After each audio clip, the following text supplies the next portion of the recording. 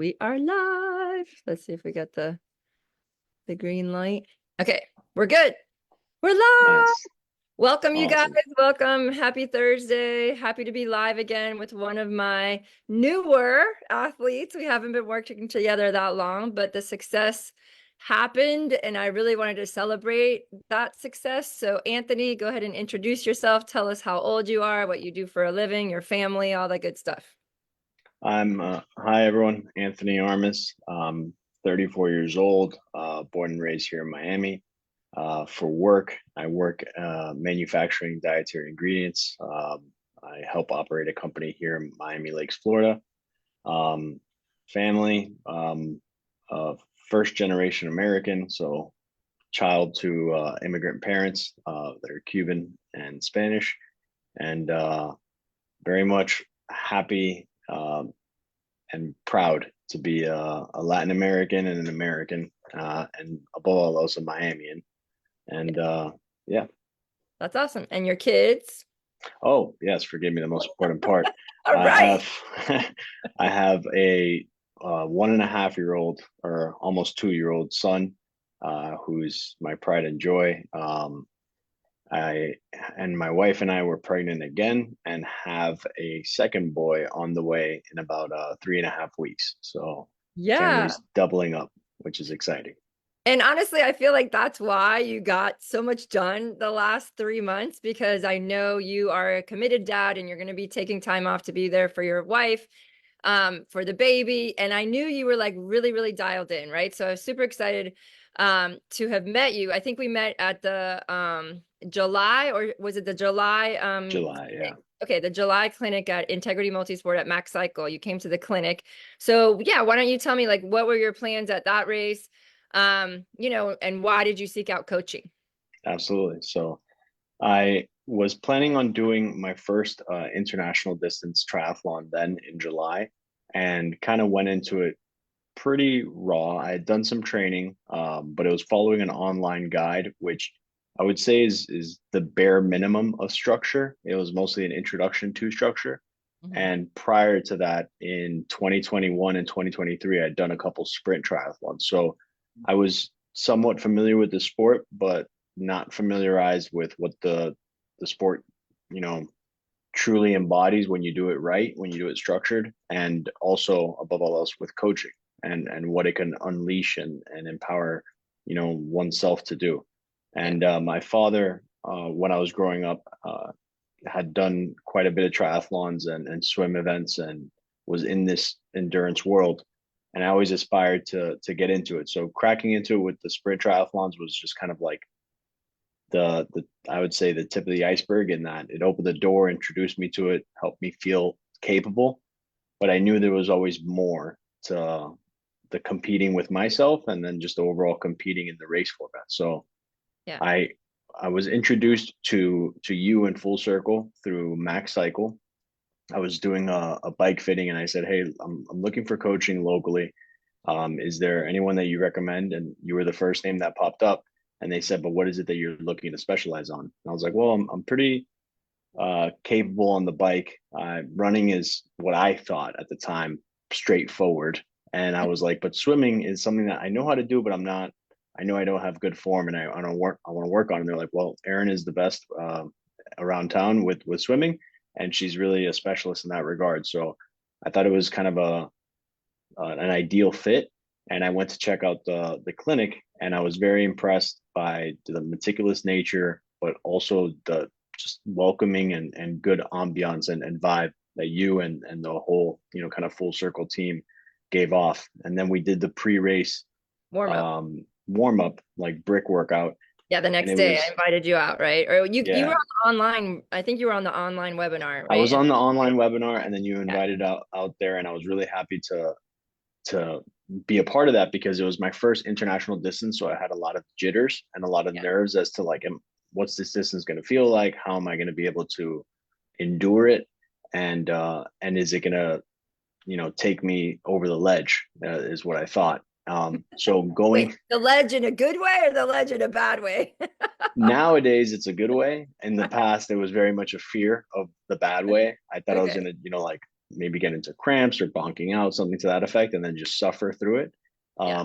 But going through the pre-race warm up, I think was an incredible experience because I was able to get a feel for what it was like to go through the race before the race day, which I'd never done for those sprints in the past. I just kind of went into them cold turkey.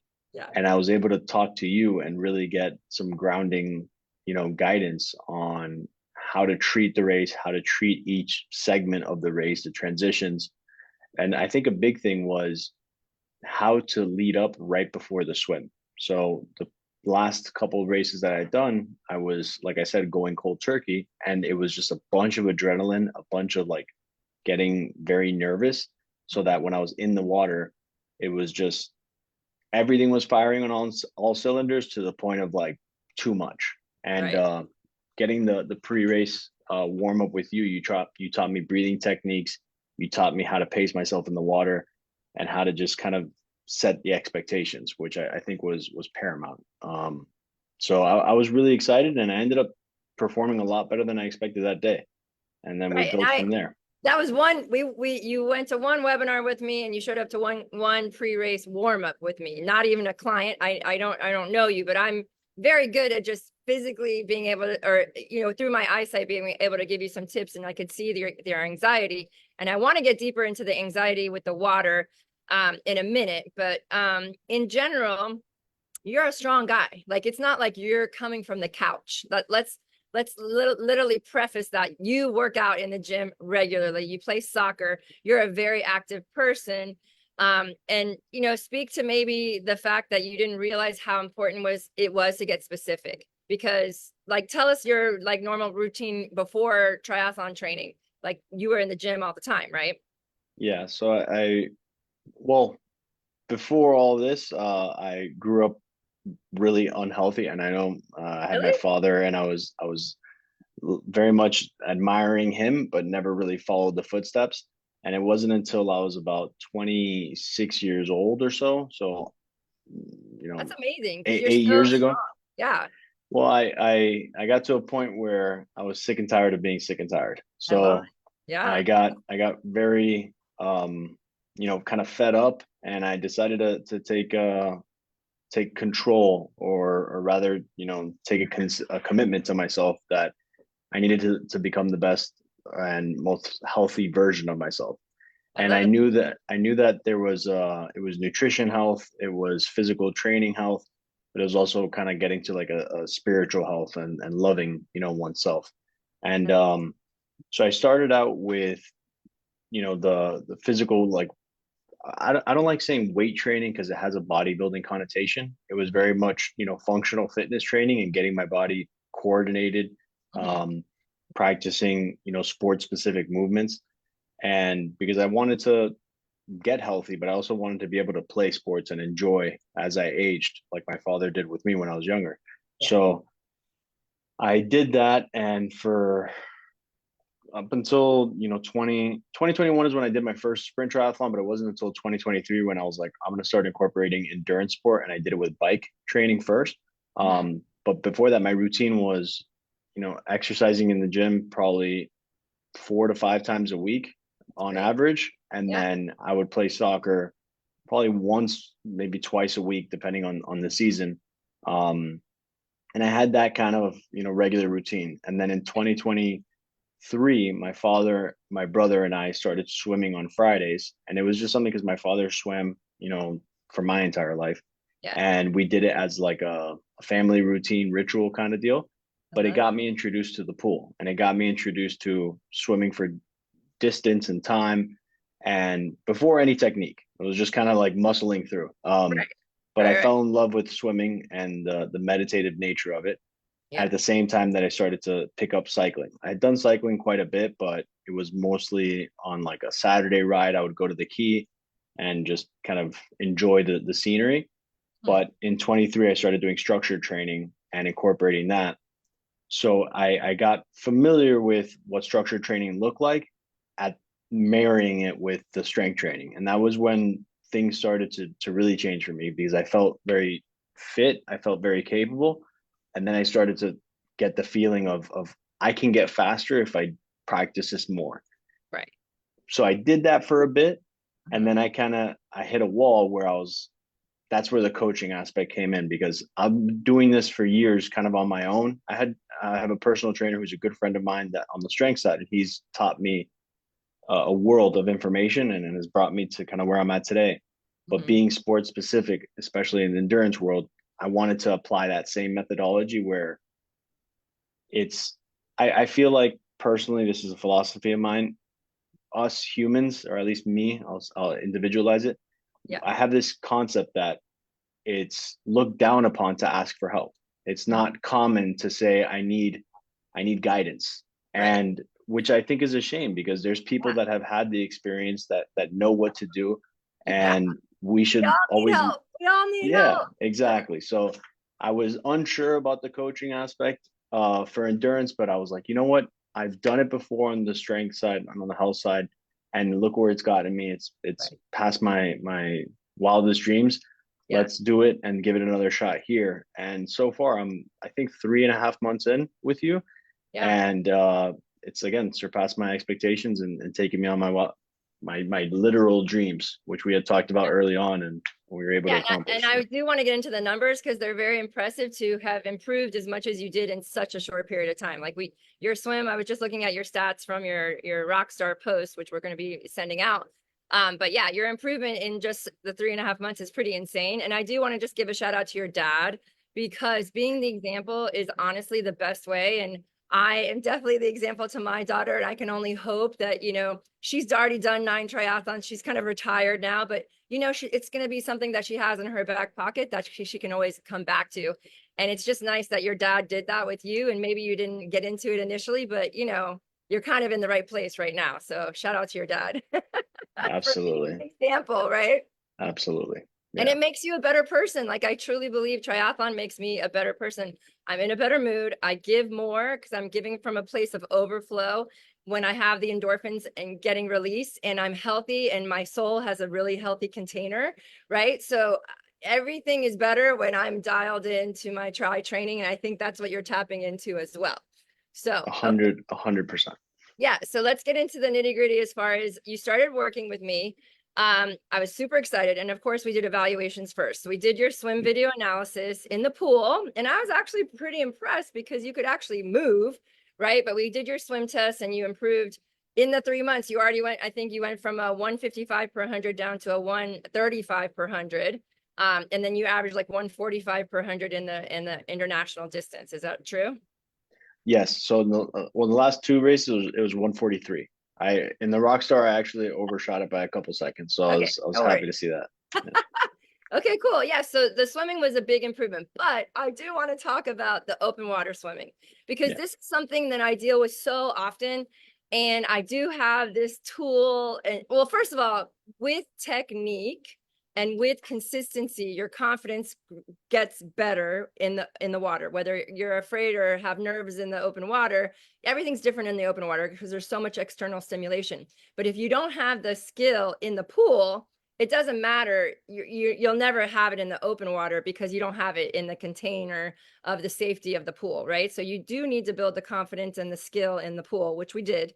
But then we started getting into the open water, and the very first class I think we had, not the warm up, but the really we started to work out. You showed some concern. You had some concern in your face. So why don't you take me back to that day and what happened and why you had that like fear of the water? Absolutely. So I as I mentioned before, born and raised in Miami. I grew up in the water. I've grown up my entire life diving, fishing, surfing. I really was connected to the water, and I have a very an immense respect and adoration with the water.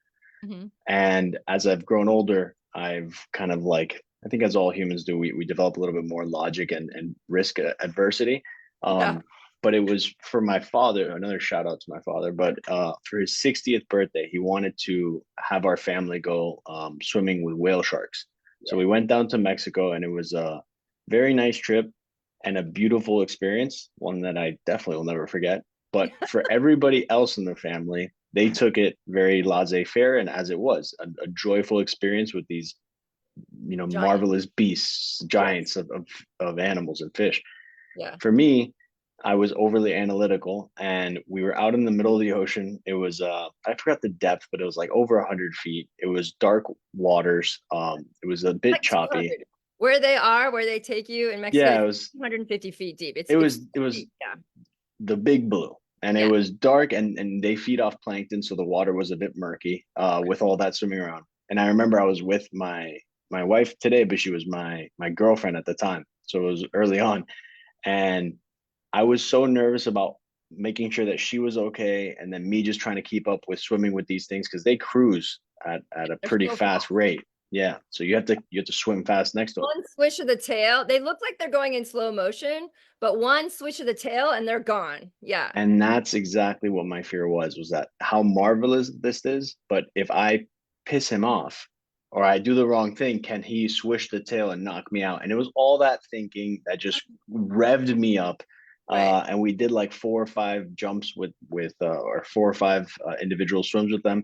Yeah. That whole experience sent me on a downward spiral where I Mhm. just started to fear because it was the concept of like looking down with goggles and seeing nothing until this massive suburban of an Right. animal appeared and then distance, and then within Right. seconds they were gone into the abyss. Right. So I started getting fearful of Creatures. looking underwater. It's not really even being above water, like Mhm. in a surfing environment where you're just kind of like waiting above Yeah. water. It's really looking under and having something come out of the peripheral and Jaws kind of style. Right. Um, so that always scared me with the open water swimming, and it was a big factor as to one thing that you've helped me overcome, like, significantly.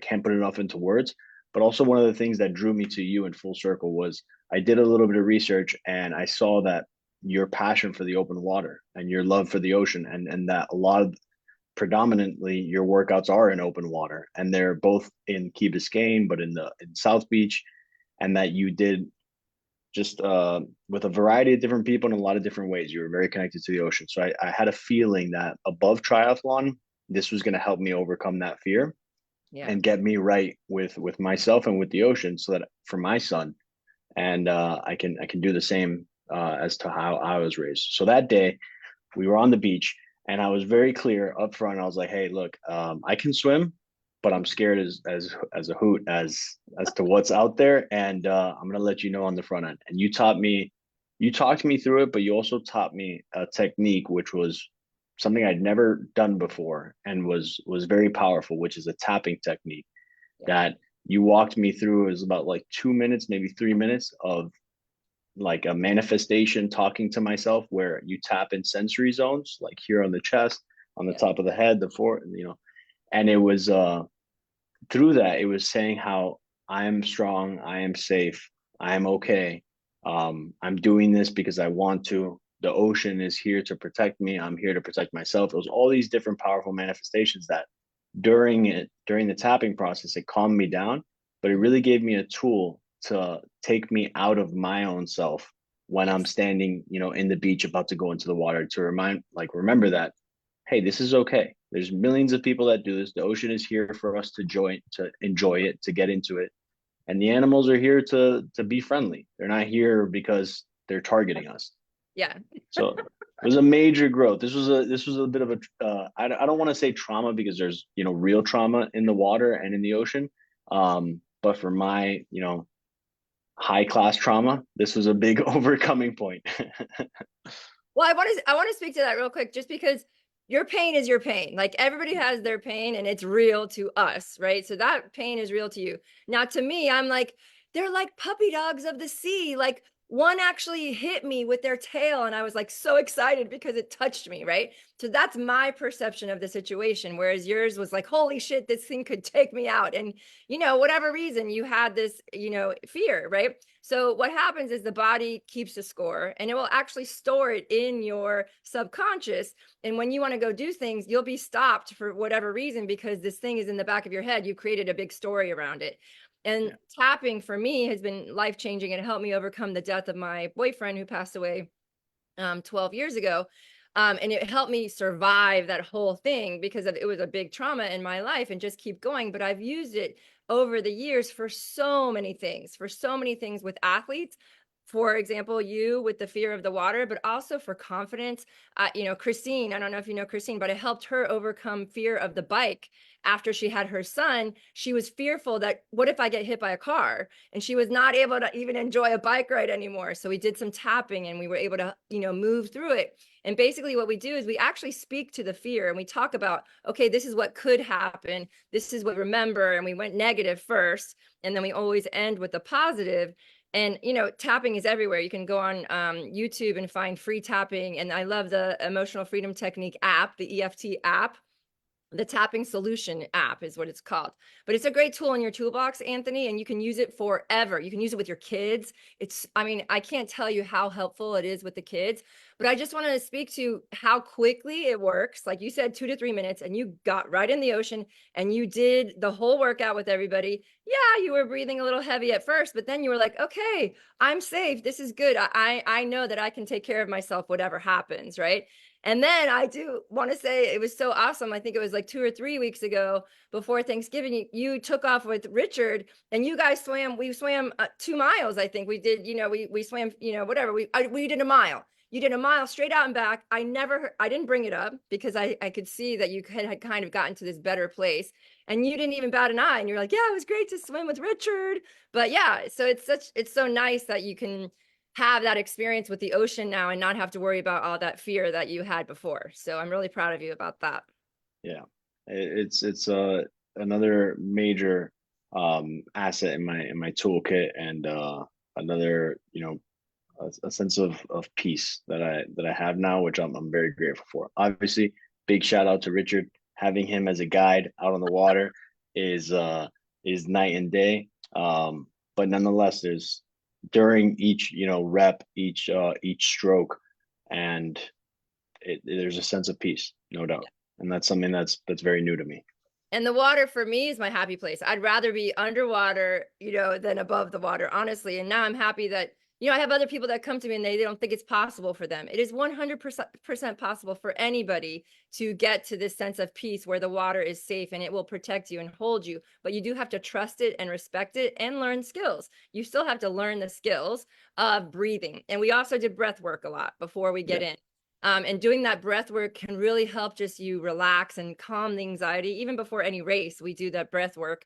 And it's just, again, another tool in the toolbox. So very, very cool. I'm happy that helped you so much. But I also want to talk about your cycling and your running because you really improved across the board. And like you said, you kept getting fourth place, right? So you did the July race, and then we trained for about 5 weeks, and we did the September race, and we were hoping for the podium, right? You were so close, but it didn't come together. And let's talk about why it didn't come together.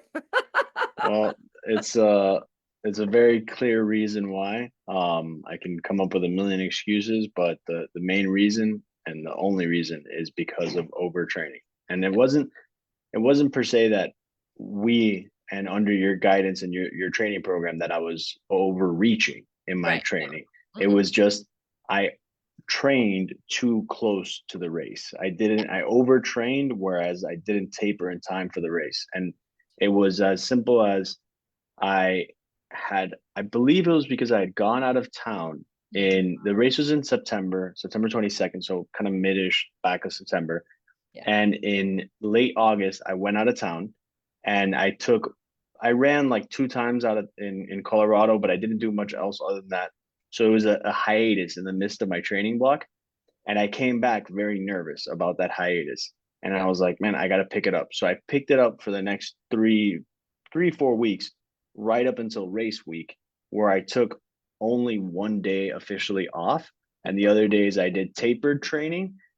And then for some odd reason, I missed a workout, and I thought it was ideal to make it up on that Friday. The Right. The you know Friday two before days. the Sunday race. So Yeah. I did a heavy swim. I think I did 2.5 kilometers, but it was a speed swim. Yeah. So I really kind of like gassed myself out there. Yeah. And then I did the pre-race brick with you.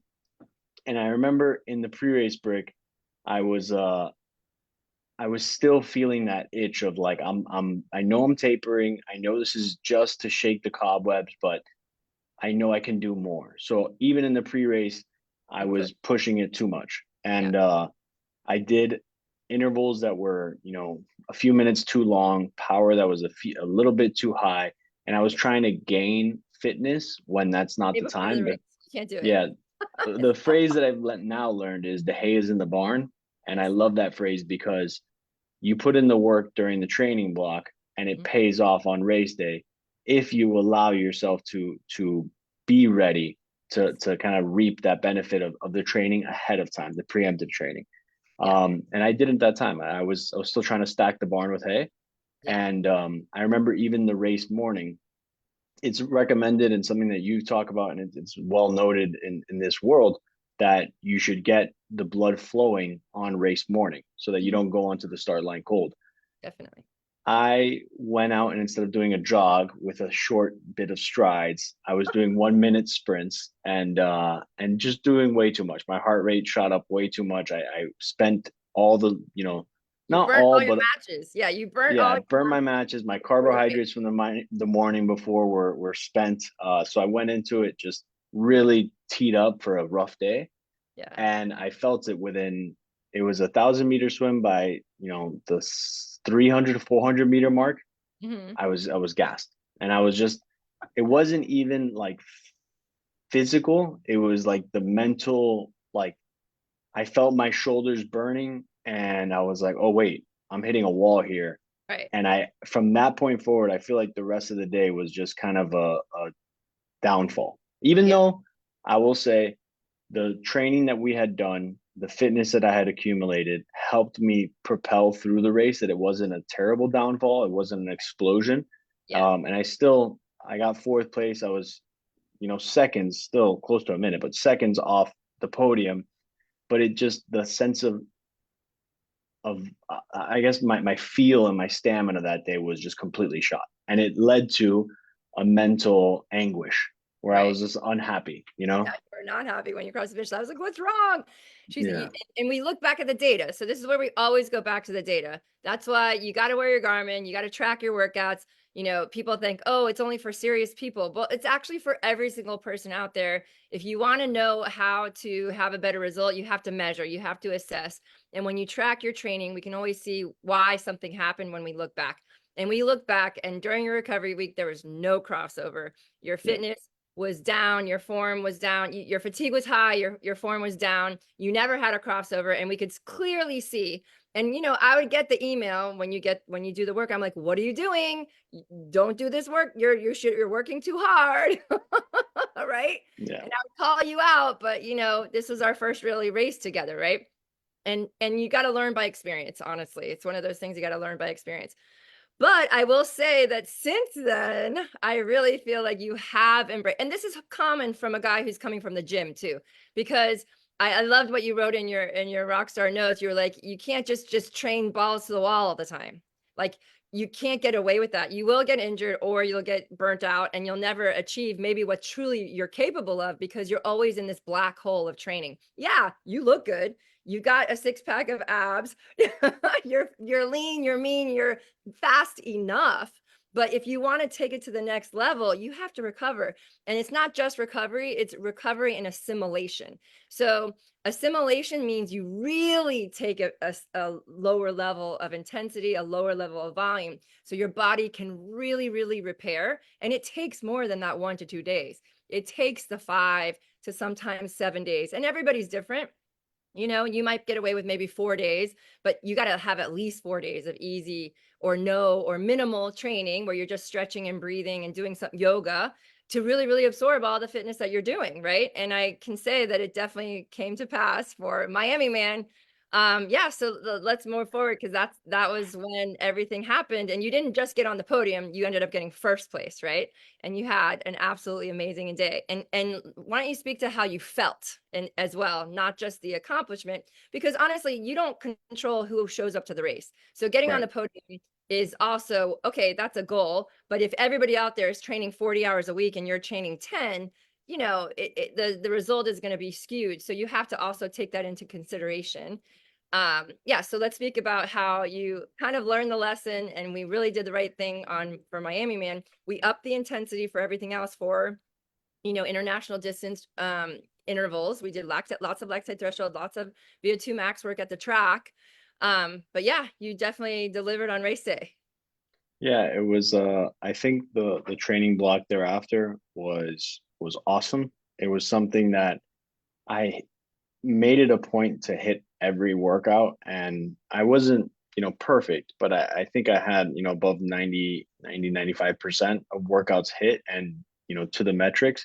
And there was the chip on the shoulder for sure from the last race. Not that I performed or placed so poorly, it's how I felt. I just really felt like I missed an opportunity. So I Yeah, was like, all right, I'm gonna give it a go. I'm gonna really, work hard this training block, follow all the instructions, listen to your cues, listen to all the technique and form, and try and just absorb and be the best, be as coachable and the best student as possible. And I was able to hit, our progression weeks, and then a recovery week happened in the midst of it, where yeah, you were, instilling that we needed the crossover of fatigue to fall and form to grow. And I was resistant because it was, something that I was like, but I got to cram, I got to cram. And I listened to you. I think you called me out on a workout and said like, hey, slow it down. We need more of the crossover. And I did it. And I felt really good coming out of it. I felt like, all right, now I have, I think 2 or 3 weeks. I think it was yeah, 2 weeks where I can have progression weeks here yeah, before we go into a taper. And I was able to hit those really, really hard. yeah. And I felt very good. I felt like my fitness was gaining, because my speed, my power, everything was going up. And I was training with some really, fast and capable team members, which I think was also a major push and a big, shout out to them. Like Javier, Julia, Richie, they're badasses. So just kind of keeping up with them kept me going Yeah, and showed me that, hey, I can keep these numbers up. It's not a one-off. yeah. So then come taper week, obviously I was very, scarred from the last race. So I was like, all right, we got to really taper out here. I'm gonna Best for follow the your best. Yes. I'm gonna follow your instruction fully. I think even on like Monday or Tuesday of race week, I did a workout when I wasn't supposed to, and you called me out again, and I was like, all right, I got zapped there. Let me dial it back for real, to not be stupid here. And I did the pre-race brick with you. I felt really good. I felt like I had the engine revving up, which I think is the ideal feeling where I'm someone that now that I'm into this lifestyle of taking care of myself and trying to keep a body in motion because that's what stays in motion. I Exactly. always want to be doing something every day and I always want to be doing more. So doing a taper is the hardest part in the sense that I have to give it up. I have to, from a spiritual perspective, like let Like, go and let God kind of deal. yeah. But the same thing translates to a Love. literal analogy, which is the hay is in the barn. There's no more stacking that you can do here. And Right. that was the tough part. But it creates this sensation that I'm ready to go. I need to burn this fuel. I need to move. And that's the best feeling that it sucks in the moment. It's horrible. I'll be honest. Like I just want to go run. And that pre-race brick, I wanted to push and I had to purposely dial myself back, but Oh, I knew that I felt so good and that everything was so easy and that the over race pace sprints, the orps that you call them, yeah. I was like, it was instant. Like I was just firing fast twitch You were and ready. You even were ready. You were the slow primed. twitch. Like yeah. So come race day, I felt really good. I felt well rested. I felt revved up, and I wanted to do well. I had like in the back of my mind the dream of like getting on a podium before our second son comes and before I'm like kind of in an off season period. I was like, it would be nice to win something, but I didn't have any expectations, and I just wanted to have a good day where I felt good. So going into it, I was very calm of mind and peaceful, which I think was another factor, but my body was just itching to move and to fire off. And I started off and I was like very calm. And then once the race, like the gun went off, I was like, it was go time. And I don't want to like go tangential on the question, but everything went really well that day. and it really fired on all cylinders. And I think I owe it entirely, obviously, to the guidance and the coaching and the structured training, but that taper was humongous for me. Honestly. So you're not alone in being that person that wants to just keep doing. We are it's actually a sickness in our society of being human doings instead of being human beings. And remember, I've had to learn this lesson. I completely burnt out and fried myself in 2008. I had my daughter and I was like, what, my body, oh my God, I need to race. Like, I got to get back on the podium, right? And I drove my body straight into the ground. And I learned through my holistic lifestyle coaching the importance of the balance and the being. And that's why I created the yin and the yang in my logo. And it's just essential. And it's mind blowing that even some of the best athletes, I actually have a friend who is an Olympian, like he never understood the importance of the balance. Like what could have happened for him? Like it's just one of those things that it's so overrated, the balance piece, the rest piece. But when you finally figure it out, like now it's your secret weapon. You know what I mean? Like you're unstoppable. Like this is only 3 months of training together. You know what I mean? So it's there's so much more to learn. There's so much more to learn about your body and what you're capable of. But yeah, so I'm proud of you for being coachable because sometimes it is hard to listen to someone who you know a lot. You've been in the gym a lot, you know a lot, but sometimes it's hard to say, okay, well, maybe she does know what she's talking about, or learning from Dennis or whoever on other athletes on the team, right? And seeing them as an example. Also, really dialing your technique because you're strong, and me just making those few tweaks on your technique and helping you relax and become more supple instead of really stiff and hard, that also gives you more speed, right? And then also, can you speak to the nutrition? Because I feel like you have great nutrition, like you understand what's the importance of nutrition, but how is it different with the training? Yeah, it's that's been a major difference. I've noticed that from you, from the team, from the overall, kind of tribe of Full Circle, everyone is very meticulous in nature about their what they ingest, how it applies to performance, but also how it applies to longevity. And I've been in the know, I would say, as far as like wellness and what proper nutrition is. However, I've been not compliant. I've been very in my first few years of getting into fitness, I was like ultra clean, and I think you would have been very proud of me early on. And then I was like, all right, I want to try and put on some size, and I'm Right. already burning a lot, so let's enjoy life now. So Yeah. I started to go out of bounds for quite some time, Yeah. but seeing that major, focal focus point with Full Circle and the group, it was awesome because it made me not only want it again for my own health, but knowing that it was essential for performance. So I've really cleaned up my act in the last few months. I've done well always with prioritizing protein and getting, good, I would say good carbohydrates in the sense that Well, carbohydrates that fuel well, that are quality, that are, as minimal or single ingredient as possible. right. But knowing how imperative that is for performance, Yeah. I think has been the switch that was flipped for me because nowadays when I have a big workout, for example, before a track on Tuesday, Mhm. I'm really selective on the carbs that I'm taking in on Monday night. And I'm really, and even on Monday during the day, I'm thinking about, all right, if I'm gonna Hit it eat hard. anything that's starchy, it's got to be ultra clean, whether it's, potato, shooting for sweet potatoes, or parsnips and those types of, complex carbs, Yeah. and really avoiding things that are breads, any type of sugars, just kind of unnecessary, or even going overloading with bad fats. Like I've really learned a lot, and I did a few sessions with you on the nutrition calls, and Yeah. I learned a lot. Even like for example, the oats. I would have before taken oatmeal as my pre-race, my pre-race fuel, Yeah. and Right. I've incorporated sweet potatoes. I've maintained bread, but I've reduced the bread and upped the sweet potato, the honey, um, and and making sure that my fuel sources are as clean as possible so that they're as efficient as possible. And even now, I'm making a switch on my gels that I'm taking.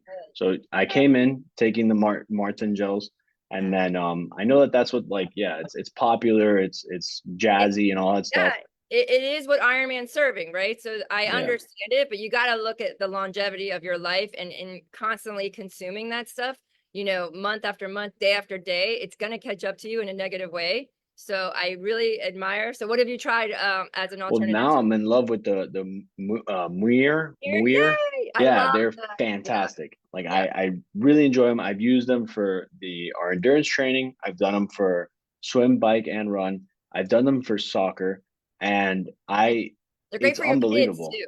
Like for when your I have kids grow up. I saw that on their I went on their Yeah. website and their social media. I saw all that and I was like, man, that's actually really good because it's very similar to the snacks that I do give him, just Yeah. kind of in a It's tube real format, and food. it's not ultra processed. Yeah, every single ingredient is real food, all Yeah. organic, sea salt, molasses, obviously the fruit. They have fat-based ones too, but from the beginning, the sports nutrition for the kids is terrible, right? But I do want to speak to that. That's so great. They have a 20% discount on the holiday gift guide that I put out there. So if you guys are interested in trying it, they have a sampler pack. Highly recommend it. And they have like the raspberry is kind of more tart and sour, and then the strawberry and blueberry are a little sweeter. So you got to find the one. I love the passion fruit. That's kind of my favorite. Yeah, Okay, that's the one cool. that's been awesome. Yeah. But yeah, the nutrition was another major factor, no doubt. And aside from performing, I feel great, and I'm maintaining my strength training. I'm maintaining the endurance training. I'm performing better across the board. I still play soccer weekly, as you know. Obviously, I taper around race weeks. Um, but all that, and I feel honestly better than I felt in years. I would say, and it's I think a big testament to cleaning up the intake from a nutrition perspective, Mhm. having I think a major factor, I'll be very, honest and straightforward, having a communal or like a community of like-minded individuals that are pushing, I think does so much for us humans spiritually that I think it makes us feel really good outside of being with that tribe. So just knowing that I have you, the team, people that I communicate with daily pretty much now at this point, Yeah. it just makes everything feel good. It makes you feel like a part of something and something that's very productive and moving in the right direction. Mhm. And then the like we've talked about, the body in motion stays in motion, just keeping consistent training. Yeah. My aches and pains are so much I don't want to say that they're not there because anybody that's into Right. athletic training knows that you're gonna have little aches and nicks and stuff. But also, if you're sedentary, you have worse Oh yeah, you aches have and them nicks worse. and knacks. More pain. In more pain. In my opinion, when you're sedentary, you have worse pain than when you're moving. Right, right. It's Yeah. like a shocking and stinging type pain. This is like I get my little soreness, but it's so much better now that I've been in motion for these 3.5 months. Yeah. Um, and even before that, like kind of building up to being in the more rigorous structured training, I had been doing the three disciplines, Hmm. and now coming off of basically like 6 months of training of the three disciplines Yeah. and getting even more. That's my point. I had had 6 months of training since like May, Yeah. and then the last 3 months I've upped it, I've increased, and I feel better than ever. Yeah. And that I think is definitely worth telling because people get spooked about training too hard, Right. and I think it's about training right. If you Correct. train right, it's incredible what the body is capable of doing and how good it makes the body feel.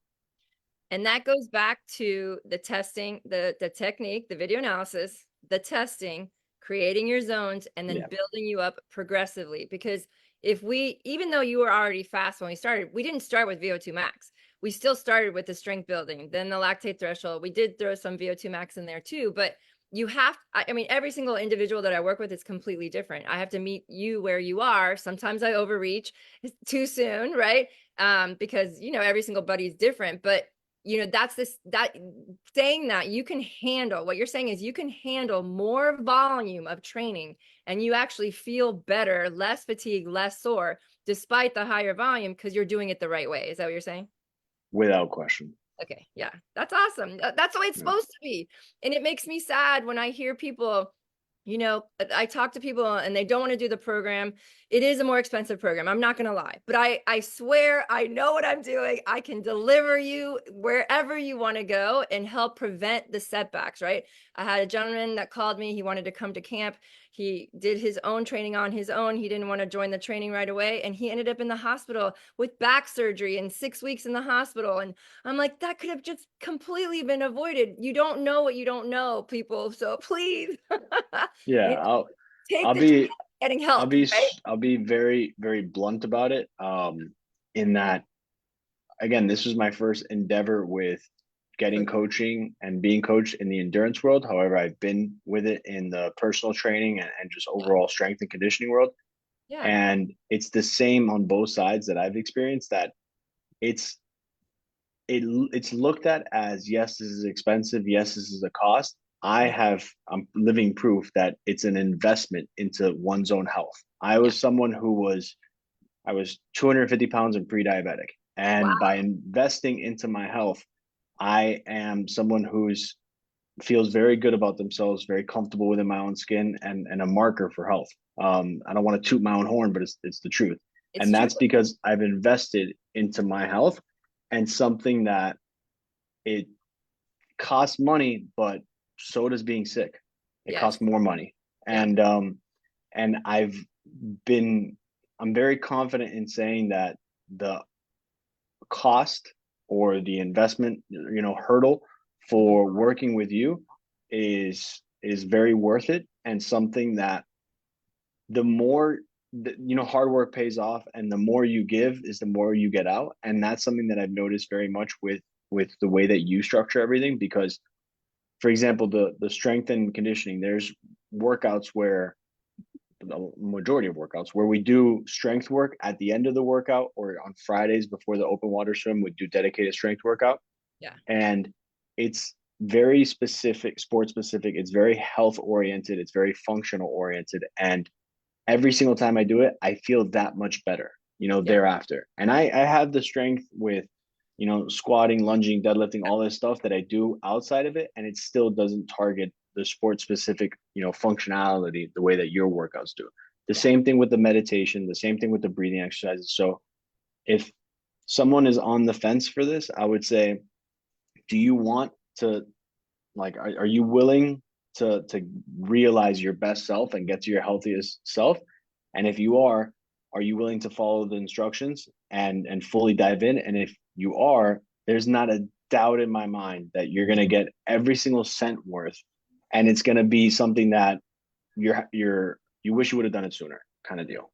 Well, I appreciate So those words, those kind words. And you are living proof of the whole process. And it doesn't have to take forever, right? I mean, you no. came in with some fitness, that's we can't deny that, but definitely high, dialing in, getting more specific and tweaking, and then also introducing you to things that you hadn't done before. It's a complete program and it is a lifestyle program. It's not just triathlon coaching for me. It's about making sure that you can do this for however long you want to. And ideally, it's forever, right? So I want this to be a tool in your toolbox that you can do whenever you want to run, whenever you want. You want to run however long you want. You can do it because you know how to take care of your body. And then these are going to be tools that you can use forever, however long you stay with me or move on, right? So I do appreciate all that feedback. Yeah, of And of course. course, I want to know what's next. So as like we talked about in the beginning, I have, God willing, our second son coming in January, so it's in a few weeks. I have to see what life is like on Yeah, the other side of that, with prioritize having that for two sure. boys and a newborn. Yeah. But I'm very firm, and I've already lobbied in the household, but I'm Hey, very take there, right? yeah, of course, of course. I'm very firm that this is something that I want to do for as long as I'm able to. I think it's something that's extremely healthy for me. I think it's extremely healthy for my family, and I'm very clear on that. The hours, whether it's an hour, 2 hours, however many hours that I give up a day, it makes me that much better as a father, as a husband, as a coworker, as a family member, as a friend. For the other, 23, 22 hours of the day, it's I feel it and I know it, and I know the others. I've gotten the feedback from others that they feel it as well. Yeah. So I definitely want to keep up the training. I am not Modify sure it. We can about. modify it for sure, though. It's Yeah. definitely modified for January. We're gonna dial back on all three disciplines and just focus on running because for the sake of sanity and to Yep. Walk out maintain, the door. yeah. And also my son is 2 years old and he's picking up on it more than ever. He now loves hanging out with me in the gym, next to Nice. my trainer, next to my treadmill, stuff like that. So it's setting the tone. And I can't give that up because now we have a newborn. No, it's if anything, I have to double down and just Yep. figure out the balancing of time. Yep. Um, so goals for 2025 are, I would say there's 5 local races. Okay. I would like to get 4, if not all 5 in. Okay. Two of those are Olympic distance, which are an increase on the international distance. Yeah, a little bit So I longer. want, so March 2nd is the first one. I want to Mhm. do Olympic in that one. Okay. The next one is May. I think it's another Olympic. It And is. then it goes July, September, and November, which are the 3 that I did this year, which are all Yeah. international. So Okay. I think I want to do Olympic, those 3 internationals And and stay competitive. I'm getting there. Stay okay. competitive. Um, the feeling of being on the podium at all was a Mhm. dream come true. The feeling of getting first place was a dream that I didn't expect. Yeah. And I want to chase that feeling. It was Yeah. so good, and I think it speaks volumes to me and the to those around me on the work that I put in paying off. And Yeah. I think it sets an example to anybody that if they want it, they can go get it. So I Yeah. want to keep doing that. And then the big scary dream, I forgot how you describe it with the acronym, but the big old dream is Big or hairy ass goal, goal. big The hairy ass goal BHAG. The BHAG. Yeah. is I want to do a half Ironman 70.3. Uh, Because it was something that was impossible for me in the past, or what I thought was impossible. mhm. And now with the amount of training that I'm doing, the amount of distance that I'm doing in my races, I'm not far off. No. And I know that if you and I, with your guidance, if I were to do that, decide to do a 70.3 next month, I know I physically can. Yeah. Now, can I enjoy it and can I compete with myself in it? That's Right. going to take more meticulous training. So I You want to be able to do one and I Yeah. want to be able to do one well. And I don't Yeah. know if I can finish it strong and be competitive there, but I want to be able to finish it well and know that it was an enjoyable experience so that I can do it again.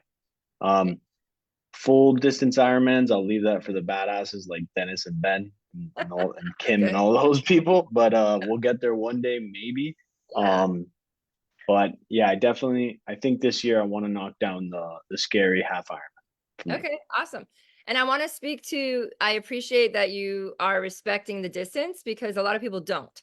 And they just sign up for the distance and, the half Ironman or the Ironman, and they look at their life and they look at their ability to train and it doesn't match up. And No, the yeah, training then becomes painful and you're overdoing it, you're rushing, you're not getting faster because you can't go get faster. You have to get strong before you go long. Okay. And you have to get fast first. You cannot get fast and go long. And this is the biggest mistake that I see all these Ironman and all these half Ironman athletes making. And they wonder why they're having to get knee surgery or hip replacements or whatever the case is. You're not giving your body a chance to absorb the buildup.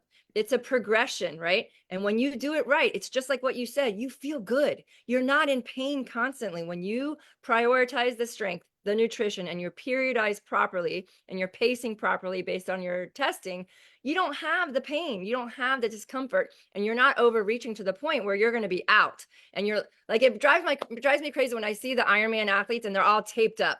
They're taped up from head to toe and they're like barely going to cross the finish line. I'm like, oh, there is a better way. It doesn't have to be that way, right? And sometimes you have to say, wait, I'm not going to do it yet. I'm going to give myself 6 months. I'm going to give myself this year to get faster. And I appreciate that you will be able to be competitive at the distance because you've done it this way. There is a right and a wrong way. And I am very clear about that.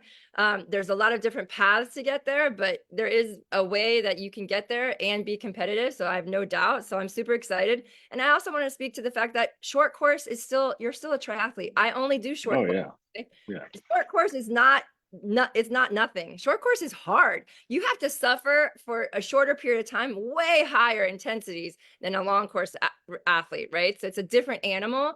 And a lot of people think, oh, well, it's just a sprint, right? It's just an international. Bullshit. It's a triathlon, and you No. can push and hard, just as hard, and have, really suffer a lot, and it's still just as valuable, is Yeah, what I'm saying. for Yeah. for a newcomer, a sprint triathlon is an Ironman. Yeah. It's a very